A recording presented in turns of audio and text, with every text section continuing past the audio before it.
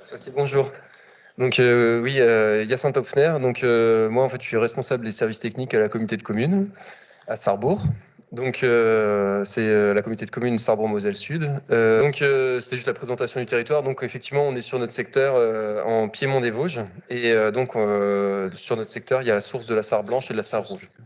Alors, si je vous explique tout ça, c'est parce que pour en arriver aux étangs réservoirs, donc qu'est-ce qu'un étang réservoir? C'est en fait un étang qui a été construit pour soutenir à l'étiage le bief de partage du canal de la Marne au Rhin. Donc, on a 3 étangs, de Mittersheim, du Stock et de Gondrexange, et avec un hydrosystème qui est relativement complexe, que je ne vais pas vous détailler, mais quand même pour vous donner un peu l'idée. Donc, on est sur le bief de partage qui fait 50 km, donc sans écluse. Et en fait, c'est le point le plus haut entre Nancy et Strasbourg. Et donc, c'est celui-là qui alimente, dans un sens ou dans l'autre, de l'est ou vers l'ouest, qui alimente l'ensemble du canal pour qu'il puisse fonctionner. Et en soutien d'étiage, il y a donc les canaux qui permettent de continuer la navigation, pardon, les étangs qui permettent d'alimenter les canaux pour continuer la navigation en été. Alors l'alimentation, elle se fait naturellement par leur bassin versant, mais en fait principalement, ça se fait par des prises d'eau qui ont lieu sur les deux Sarres, donc la Sarre rouge et la Sarre blanche, où il y a 2 prises d'eau qui alimentent le canal par une rigole d'alimentation, et ensuite le canal, par pompage, alimente les étangs en période hivernale, lors des périodes de crue. Donc après, voilà, depuis 1900, au départ, c'était uniquement à vocation de navigation, mais depuis les années 60, il y a une vocation touristique qui est tolérée par VNF, puisqu'il y a derrière une redevance qui est payée par les usagers pour avoir droit à des usages sur les étangs. Alors justement, quand on multiplie les usages sur les étangs, on multiplie aussi les sources de conflits. Donc la vocation principale et unique pour VNF, c'est l'alimentation hydraulique des canaux. C'est quelque chose qui rappelle toujours en début de réunion, sur lequel ils disent aussi que pour eux, la qualité de l'eau n'est pas forcément leur principal souci, puisque c'est juste un fluide qui permet de porter les bateaux dans les canaux. Même si bien sûr la réflexion va un peu plus loin, mais historiquement c'était quand même ça la démarche. Donc les autorisations ont fait qu'aujourd'hui on a de plus en plus de tourisme, on a de la baignade, on a de la plaisance, on a aussi de la pêche, et on a aussi surtout une urbanisation touristique avec sur notre secteur notamment le développement de l'Éden-Lorrain, qui est un quartier où il y a plus de 1000 résidences secondaires qui sont le pied dans l'eau. Donc forcément un usage lié à l'urbanisation qui peut avoir une incidence forte. On est aussi à proximité du parc de Sainte-Croix, qui est un parc animalier que vous connaissez peut-être, mais qui du coup est dans le bassin versant de l'étang du Stock.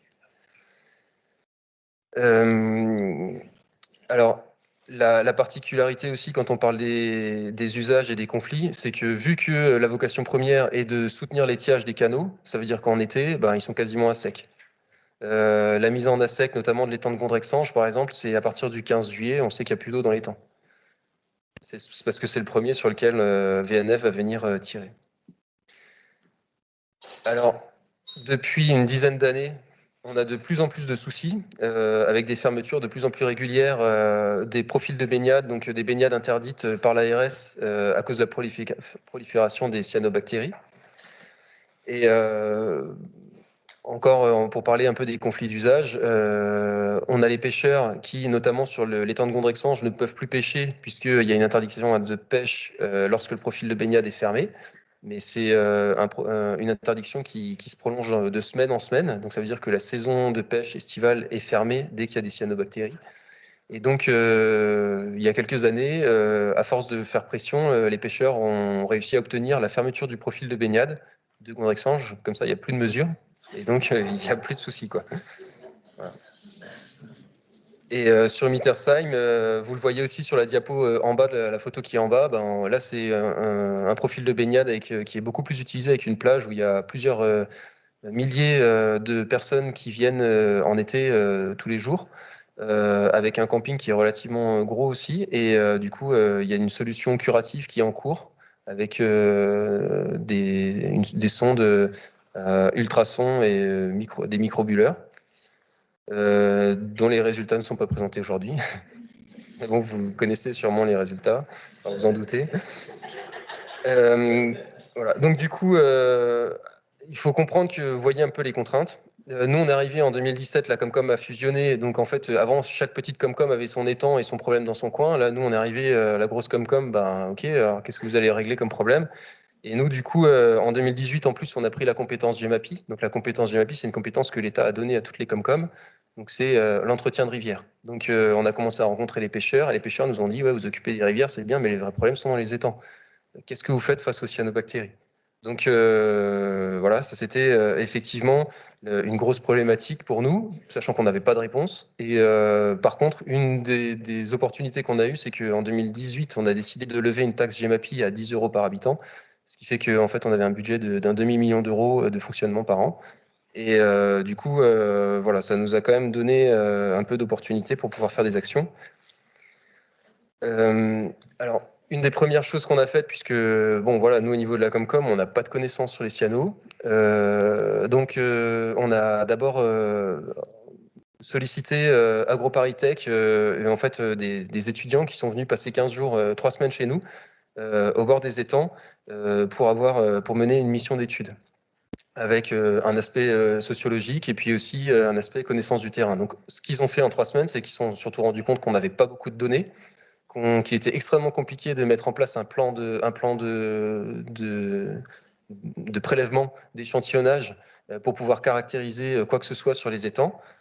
Et que, enfin voilà, ce qui a été dit aussi ce matin, c'est que il y avait plein de choses qui avaient peut-être été tentées, mais on n'a aucun historique. On ne sait pas si le faux cartage a eu un effet, la mise en assec. Il y a eu à un moment donné des fonctionnements différents sur les étangs parce qu'il y avait des prélèvements qui ont été pris, notamment sur Mittersheim, des fonctionnements de l'étang de Mittersheim qui ont été complètement modifiés dans le temps.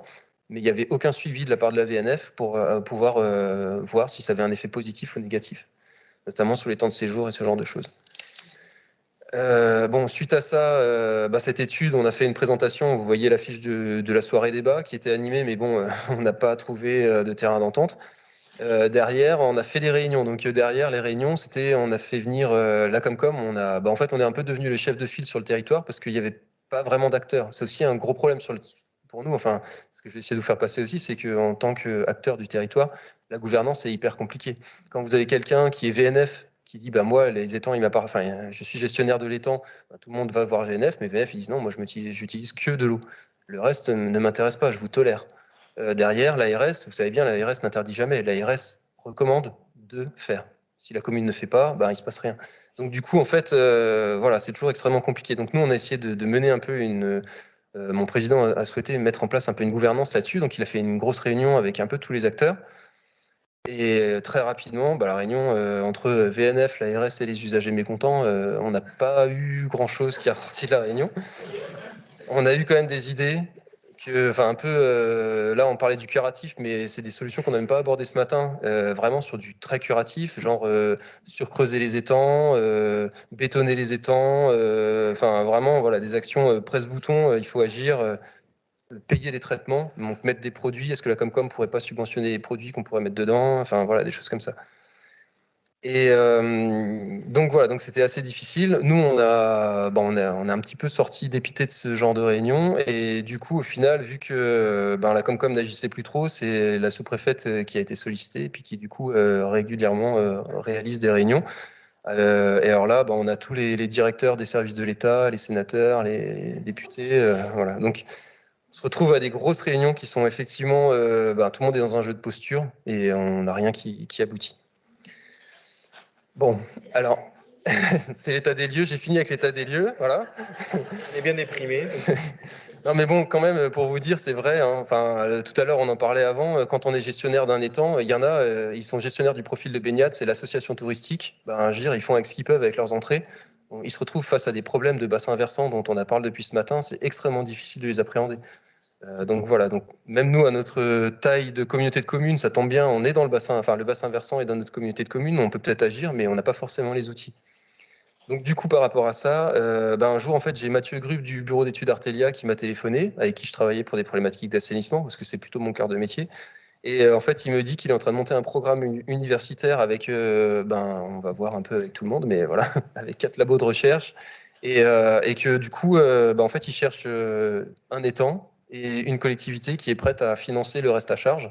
parce que l'appel à projet est subventionné à 80% par l'agence, mais il reste quand même 20%. Enfin, et même pas d'ailleurs, parce que la partie universitaire est prise en charge à 100% par l'agence.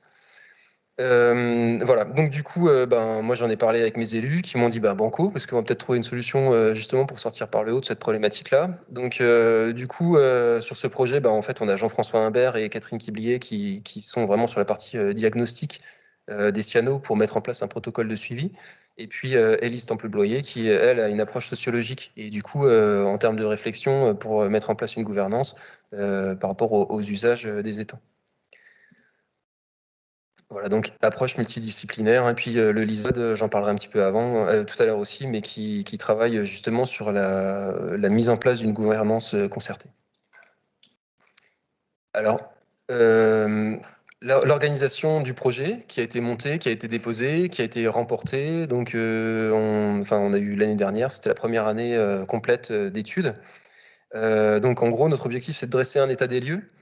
Au niveau des bassins versants aussi, donc pas que les étangs, mais aussi prendre en compte les bassins versants, échanger avec les usagers, mais échanger dans le partage, pas dans le jeu de posture, et puis derrière pour aboutir à un plan d'action qui soit concerté et qui soit à long terme, pas avec des actions, qu'est-ce que je fais la saison prochaine, mais plutôt se projeter un peu dans le temps, donc mettre en place en fait une gouvernance. Alors, ça, c'est les résultats de l'année dernière, donc la première année de mesures qui ont été réalisées, donc cet été 2022. Donc, en fait, là, on a fait beaucoup plus de mesures que ce qui est normalement réalisé par l'ARS, puisqu'on n'a que 2 profils de baignade. Alors, là, ce que je vous projette, en fait, c'est la partie liée donc, à la chlorophylle. Et donc, vous voyez le petit pointillé qui est tout en bas, l'approche du zéro, c'est la limite entre l'état eutrophe et hypereutrophe. Donc, vous voyez que nos étangs sont extrêmement hypereutrophes, quoi. Donc, c'est un petit peu une raison pour laquelle on a des proliférations de cyanobactéries régulières. En plus, là, vous voyez différents exemples parce qu'en fait, c'est des étangs qui sont construits, qui sont très peu profonds. Je l'ai pas dit tout à l'heure, mais en fait, ils font plusieurs centaines d'hectares, mais ils sont très peu profonds. Ils font à peu près 4 mètres de profondeur, avec des cornets, parce que en fait, c'était pas très encaissé. C'est des vallons, et donc du coup, en fait, ils sont très étendus, mais sur des faibles surfaces, et les cornets ne sont pas forcément en interaction toutes de la même manière. Donc là où on a les teneurs les plus impressionnantes, là, c'est là où effectivement il y a les flèches. En fait, c'est des cornets qui sont plus petites, qui sont moins connectées avec l'étang et qui reçoivent alors soit un déversoir d'orage d'un réseau d'assainissement, soit qui récupèrent un ruisseau qui a été rectifié, un ruisseau agricole qui a été rectifié et puis qui ramène énormément de matière organique lorsqu'il pleut. Voilà, donc ça c'est pour les premiers résultats par rapport aux analyses. On a aussi des analyses sur les cyanos qui sont en cours d'interprétation. Après, il y a une autre réflexion, donc j'en parlais tout à l'heure. Alors là, ça c'est une approche par rapport au bassin versant que je vais détailler encore un petit peu plus tout à l'heure. En fait, le phosphore, c'est bien le paramètre, je pense qu'on a entendu, le paramètre limitant. Et donc, on recherche les sources de production de phosphore. Alors, il y a 2 approches par rapport à ça. Donc là, ça, c'est le logiciel Opal dont on voit la cartographie du territoire. Mais il y a aussi un autre logiciel qui s'appelle Pégase, qui est en fait un logiciel qui permet de modéliser le transfert de polluants, et notamment de phosphore, dans l'eau, et qui est utilisé par l'agence de l'eau pour faire de la prédiction, pour savoir où sont les polluants, quelle quantité de polluants on va retrouver dans les masses d'eau. Sauf que ce logiciel Pégase, qui est utilisé depuis de nombreuses années par l'agence de l'eau Rhin-Meuse, ne modélise pas les canaux. Et donc, depuis toujours, on retrouve une quantité de phosphore quand on mesure, quand on fait des échantillonnages à l'aval de Sarrebourg, on voit beaucoup plus de phosphore que ce que le modèle Pégase prévoit. Et donc, la proposition qui est faite donc, dans cet appel à projet, c'est de modéliser l'incidence des canaux sur les masses d'eau. Et donc, du coup, voilà la quantité de phosphore et son cheminement, donc, qui permet aussi de savoir le phosphore qu'on va retrouver dans les étangs. Alors après, justement, au niveau des problématiques qu'on a dû se poser maintenant et auxquelles même moi, qui suis sur le territoire et qui m'occupe de l'assainissement, je m'étais jamais posé ce genre de questions. On a construit en 2010 une station d'épuration sur la Sarre Blanche parce qu'on a accueilli, donc c'est une station d'épuration de plus de 8000 équivalents habitants, parce qu'on a accueilli un center park sur le secteur. Et donc, en fait, on a un rejet qui est conforme à la réglementation sur une station à bout activée, mais qui se fait 400 mètres en amont de la prise d'eau. Et donc, nous, on rejette ce qu'on a le droit de rejeter, mais ça représente finalement des quantités qui ne sont pas négligeables. On sait que le phosphore, c'est quand même la matière qu'on a le plus de mal à dégrader dans les eaux usées. Donc, on en se retrouve avec un rendement à 85%. Donc, en gros, on peut partir du principe que par temps sec, on rejette 1200 équivalents habitants, la pollution de 1200 personnes, là où avant, il n'y en avait pas, puisque c'était une zone où il n'y avait pas de station d'épuration et il n'y avait pas d'habitation. De la même manière, en plus, les prises d'eau, ça existe depuis 1870. Donc en fait, c'est une prise d'eau qui se fait de manière gravitaire quand la Sarre est en crue.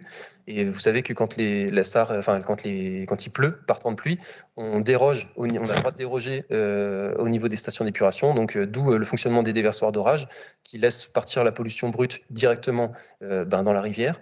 Et en plus, les rendements épuratoires de la station d'épuration sont dégradés, ont le droit d'être dégradés. Donc même si notre station d'épuration fonctionne correctement, son incidence est loin d'être neutre. On ne la connaît pas encore aujourd'hui, mais on se doute qu'elle n'est pas négligeable. Bon, et puis après, il y a une autre question qui s'est posée encore au cours des réflexions qu'on a eues avec les différents acteurs.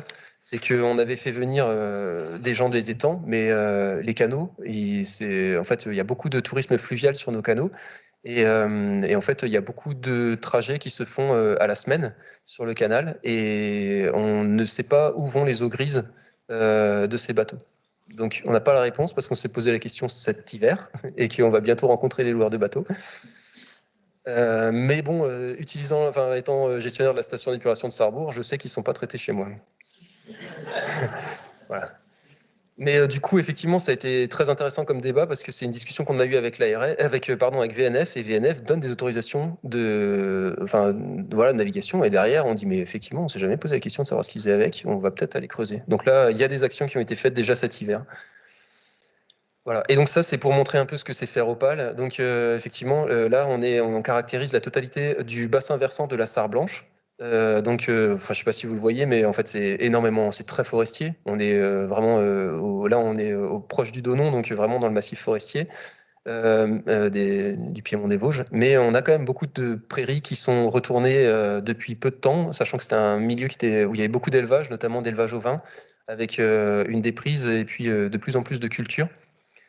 Et donc là, on arrive à caractériser à la parcelle l'incidence de chacune des parcelles sur le bassin versant.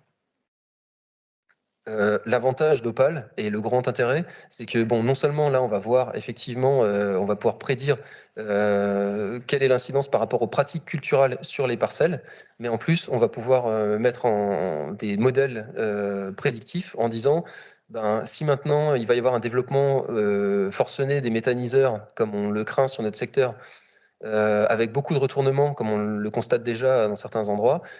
Si maintenant 50% de nos prairies sont retournées dans les 10 ans, qu'est-ce que ça va donner? Ou alors, si on arrive à sauver l'élevage et derrière à pousser les agriculteurs et les éleveurs à rester sur de l'élevage herbagé et voire à le développer, comment est-ce qu'on peut réduire la quantité de phosphore ou pas, en fait, par rapport à ça? Et ce modèle est très fin parce qu'il permet de voir aussi derrière l'incidence des haies, l'incidence du taux de la quantité d'ovins ou de bovins à la parcelle. Et puis ensuite, il y a le volet sociologique. Donc là, effectivement, ça c'est une partie qui est beaucoup plus intéressante que ce que j'avais pu voir avant en réunion en sous-préfecture.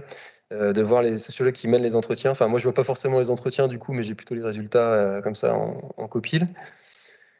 Et justement, ce qui est intéressant, c'est là, on a pu profiter de la force des universitaires avec là pendant les dernières vacances d'hiver, en novembre, des étudiants qui sont venus en master 2, qui sont venus pour mener des enquêtes sur le terrain. Et donc, ils ont obtenu 150 questionnaires. Et pour connaître les relations des usagers avec leur étang, comment est-ce qu'ils se représentent les étangs et quels sont les usages qu'ils ont autour des étangs. Et vous voyez en bas, là, il y a marqué nature, calme, beau. Alors, je vous lis ce qui est en gros, mais c'est comme ce qui ressort. Et donc, quand c'est en vert, c'est que c'est plutôt positif. Donc beau, nature, calme, agréable, joli, propre, sauvage, voilà. Donc on a quand même une vision partagée qui est plutôt positive, avec quand même beaucoup de questions sur des pollutions, mais surtout sur le manque d'eau. Et le manque d'eau, on voit que sur notre territoire, les habitants ont plutôt la crainte du manque d'eau que de la qualité de l'eau. Ça se justifie aussi parce que vu que c'est des étangs réservoirs qui sont où il y a beaucoup d'eau qui est prélevée en été, c'est très visuel, quoi. Je veux dire, en une semaine, on peut perdre 1 mètre ou 1,50 m, donc on voit à un moment donné sur 150 mètres de la vase, là où la semaine d'avant, on était sur de l'eau, quoi. Ça a aussi permis de faire une cartographie des aménagements et des accessibilités. Donc, en fait, on est quand même sur des étangs. Alors là, c'est l'étang du Stock qui est mis en exemple, qui est très aménagé et qui est très peu accessible parce qu'il est privatisé. Alors, même si logiquement, il y a une bande qui n'est pas privatisée, mais en fait, elle est quand même difficile d'accès. Et sinon, les 2 autres étangs sont quand même à 2/3 sauvages, donc difficilement accessibles aussi, mais parce qu'ils sont plus naturels.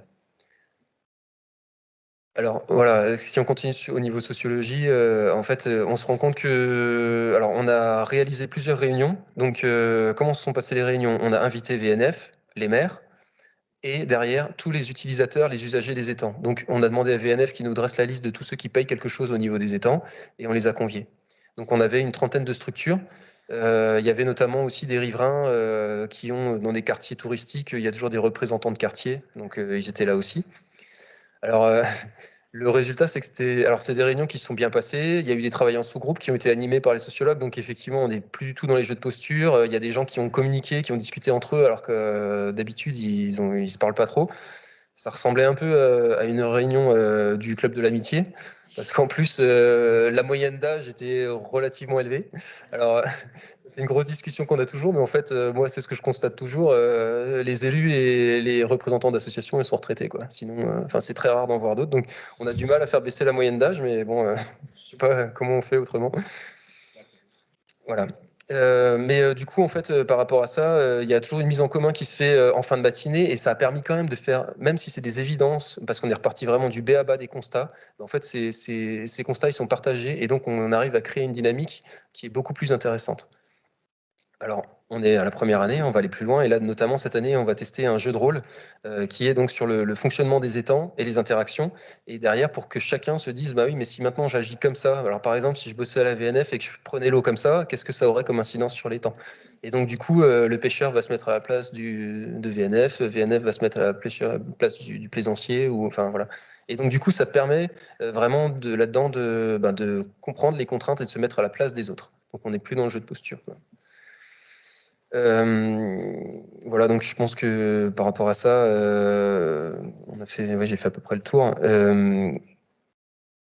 Ah oui, si, ce que je voulais dire aussi, voilà. Mais c'est Siam qui va en parler plus tout à l'heure. C'est voilà la surveillance participative. Donc ça, il y a une application qui s'appelle EpiCollect et qui permet aux riverains de prendre en photo la présence de cyanobactéries. Et donc c'est remonté au consortium de nos cyanos qui voit du coup où on a des blooms de cyano. Voilà. Donc en fait, toute cette réflexion et tout ce travail de gestion, de gouvernance a pour objectif de mettre en place un observatoire des étangs qui soit pérenne, avec un volet donc gouvernance, concertation, plan d'action, et aussi un volet scientifique qu'on ne voit jamais en fait dans toutes nos structures de collectivité. Il n'y a jamais un volant scientifique pour pouvoir juger de la qualité des actions qu'on a menées. Donc là, en fait, par rapport aux actions, donc on commence à mener les actions. L'année dernière, c'était surtout de l'état des lieux. L'objectif, donc, c'est de la concertation. Donc là, d'ici 15 jours, on sera présent au salon de la pêche à Mittersheim pour pouvoir discuter des cyanobactéries.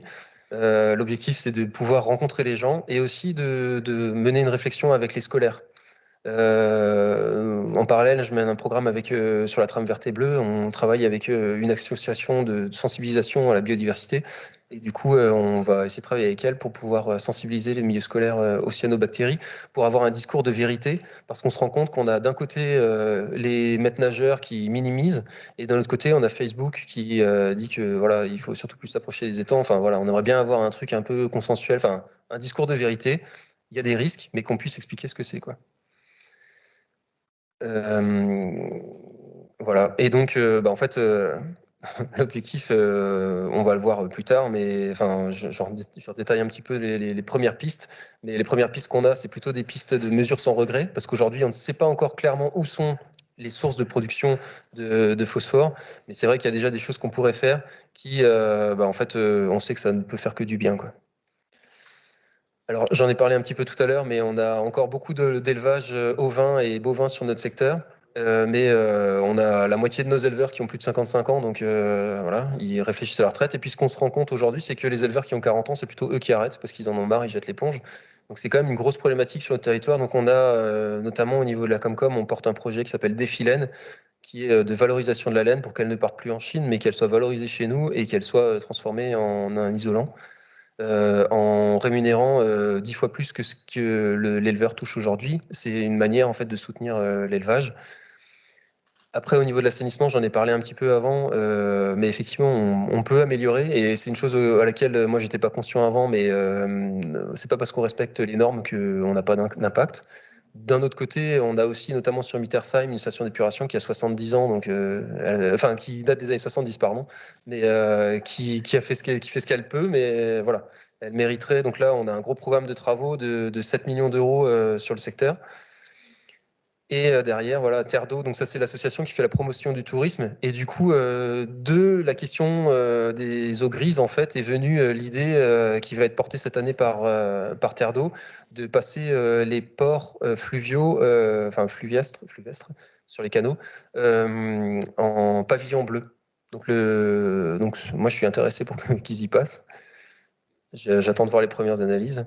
Et voilà, donc après... C'est principalement les actions qu'on a prévu de faire. Voilà. Après, effectivement, la restauration de cours d'eau, on s'est toujours focalisé sur ce que l'agence de l'eau nous finance le mieux, c'est-à-dire les masses d'eau, donc les gros cours d'eau. Et finalement, là, avec Opal, on s'est rendu compte que les petits chevelus qui alimentent les étangs, qui sont même pas recensés sur les cartographies, en fait, c'est eux qui drainent énormément de matière organique et de phosphore. Pendant les épisodes pluvieux. Et c'est souvent des étangs, enfin, des cours d'eau qui, vu qu'ils passent un peu sous les radars de la police de l'eau, ils sont en très mauvais état. Voilà. Merci de m'avoir écouté.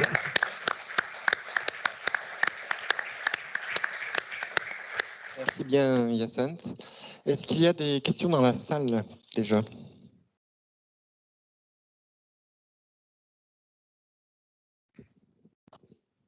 Pour l'instant, non. Alors, je te passe le micro, Émilie, pour les questions à distance. Alors, il y avait une remarque concernant les eaux grises. Donc, c'est une personne qui indique que le MIDEST a fait un diagnostic de la gestion des eaux grises des navires sur l'estuaire de la Gironde. Et donc, elle donne un lien avec les résultats et les protocoles. Voilà. Donc, ça, c'est dans le chat. Ensuite, il y a une question. Est-ce que les études du programme Nociano quantifient les flux de phosphore et d'azote provenant des zones fortement forestières de vos bassins versants? Même s'il y en a moins, mais... Tenter de dire oui.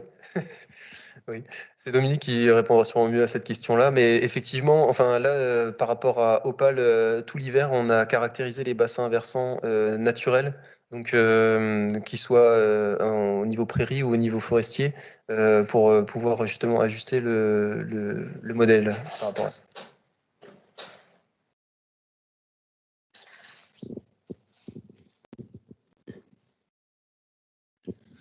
Faites état d'un travail conséquent. Est-ce qu'on a une idée, enfin vous avez annoncé une taxe qui vous permet d'avoir des moyens financiers. Est-ce que vous avez des équivalents temps plein pour qu'une collectivité comme ça puisse nourrir ce travail?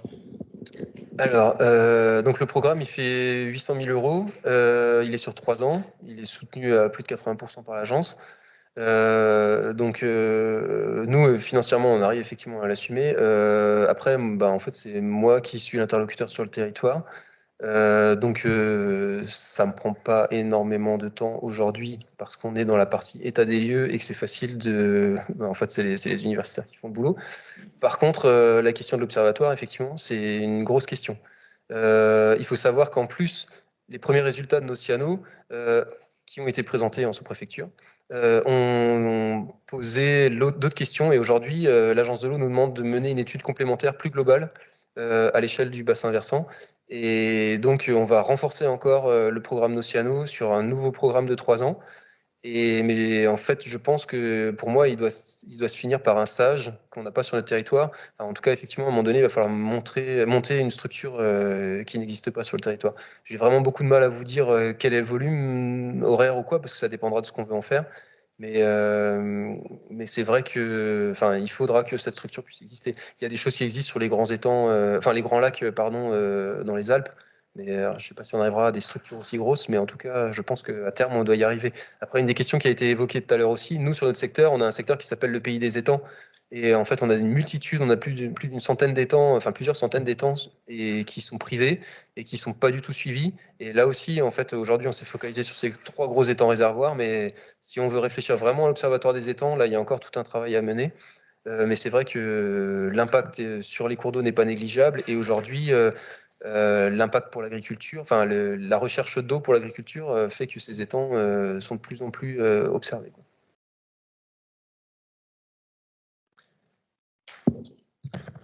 Et il y a une remarque, enfin une question dans le chat qui est la suivante. Est-il prévu d'avoir une plateforme officielle qui permettrait au grand public d'obtenir les bonnes informations et avoir connaissance en temps réel des suivis, des interdictions, etc.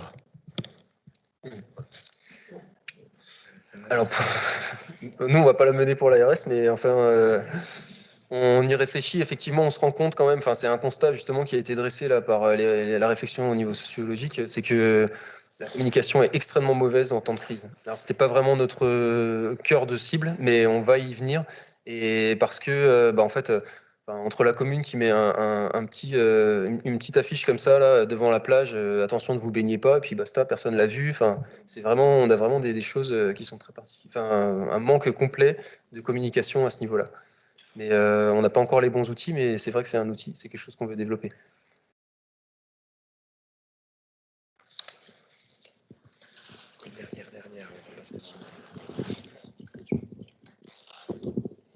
Bonjour, j'ai une question par rapport au lien que vous avez fait à la fin sur l'agriculture et le soutien à l'agriculture. Et j'aimerais savoir j'ai l'impression que c'est presque contradictoire entre le plan Ciano et peut-être pas, mais est-ce qu'il faut avoir plus d'explications par rapport à ça? En fait, ce qui se passe, c'est que sur notre territoire, on a historiquement un territoire où il y a beaucoup d'élevage extensif, parce que l'élevage ovin, c'est un élevage 100% en herbe. Après, on a aussi pas mal de vaches laitières, ou alors des vaches à viande.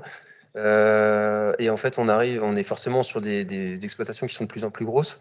Alors pas pour l'ovin, parce qu'à un moment donné, au-delà de 400 moutons, c'est difficile de faire plus. Mais pour les vaches, on est passé de 100 à 300 bêtes. Et aujourd'hui, il y a beaucoup d'agriculteurs qui arrêtent et qui, du coup, retournent des prairies qui ont toujours été en herbe pour y planter du maïs, notamment pour enrichir les méthaniseurs. Et on est sur des prairies où planter de la betterave. Et on est sur des prairies c'est des mauvaises terres qui servaient juste à avoir des prairies. Alors, ça fait pas de belles cultures, mais c'est rentable dans un méthaniseur ou c'est rentable pour faire de la betterave. Et donc, nous, on voit quand même beaucoup plus de ruissellement qu'on ressent en fait aujourd'hui, mais qu'on n'a pas pu mesurer aujourd'hui encore avec Opal. Mais sur d'autres secteurs, on voit une dégradation assez forte de cette partie où il y avait beaucoup d'herbes à une partie qui est beaucoup plus cultivée. Il y a eu une réponse de la part de la DGS concernant justement les informations en temps réel qui nous dit qu'elles sont disponibles sur leur site. Donc, c'est